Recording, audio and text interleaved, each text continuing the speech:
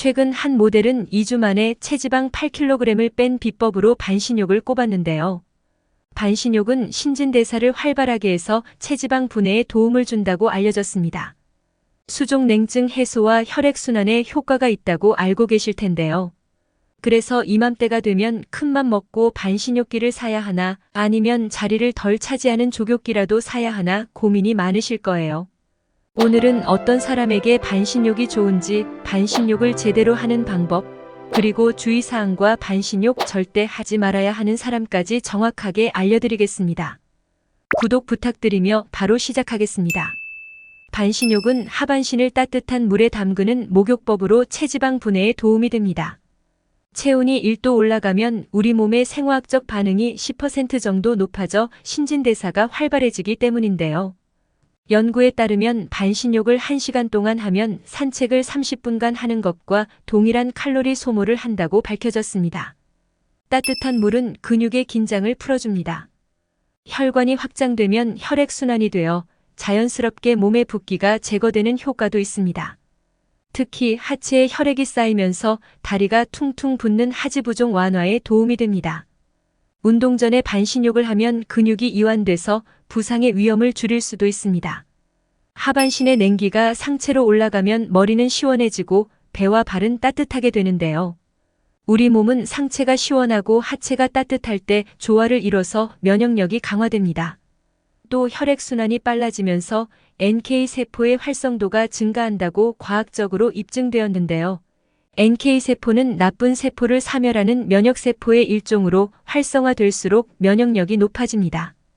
반신욕을 하면 낮은 상체 온도와 따뜻한 하체 온도 차이를 극복하기 위해 심장 활동이 활발해지는데요.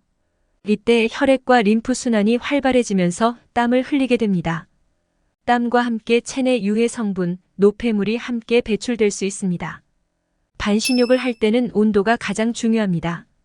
우선 욕실의 온도와 물의 온도차가 클수록 혈액순환에 더 효과적입니다. 물의 온도는 약간 따뜻하게 느껴지는 37에서 40도가 적당합니다. 물의 온도가 너무 낮으면 의미가 없고 너무 높으면 심장에 무리가 될 수 있습니다. 처음에는 욕조에 물을 3분의 2 정도만 받아서 반신욕을 시작합니다. 이후 물의 온도가 떨어지면 추가로 물을 받아서 적정 온도를 유지하는 게 좋습니다. 물의 높이는 명치 또는 배꼽 아래까지만 몸을 담그고 가급적 열기가 빠지지 않도록 욕조를 덮개로 덮어주면 좋습니다. 이때 팔, 손, 얼굴 등은 물에 담그지 않는 것이 효과를 높이는 팁입니다. 반신욕 시간은 20에서 30분이 적당합니다. 일주일에 2에서 3회 정도 하면 좋습니다. 스트레스가 많은 사람이라면 욕조에 몸을 담그고 복식 호흡을 해줘도 좋습니다. 또 목욕 후에는 혈액순환이 좋아진 상태이기 때문에 가볍게 스트레칭을 5분 정도 해주길 바랍니다. 온도가 너무 높거나 오랜 시간 몸을 담그고 있으면 탈수와 어지럼증을 느낄 수 있습니다. 지나치게 땀을 흘리면 오히려 근육과 장기에 피로가 쌓여 체력이 떨어지는 역효과가 발생할 수 있습니다.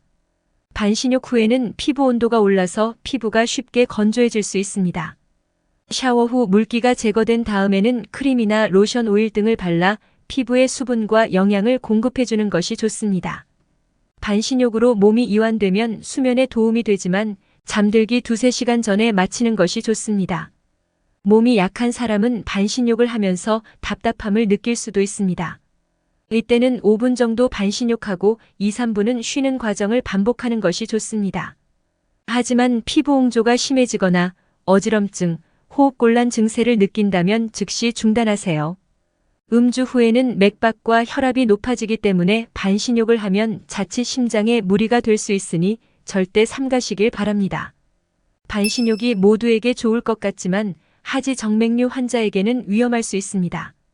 반신욕이 혈액순환에 도움을 줄 것 같지만 전문가들은 오히려 말리는데요. 정맥은 벽이 얇아서 고온의 욕조에 오래 노출되면 혈관이 확장됩니다. 하지 정맥류가 있으면 환자의 정맥 혈류가 심장 방향이 아닌 발 쪽으로 역류할 수 있습니다. 족욕, 반신욕을 하면 평소에 갖고 있던 증상이 더 악화될 가능성이 있습니다. 감기, 몸살 등으로 몸에서 열이 날 때도 반신욕을 안 하는 것이 좋습니다.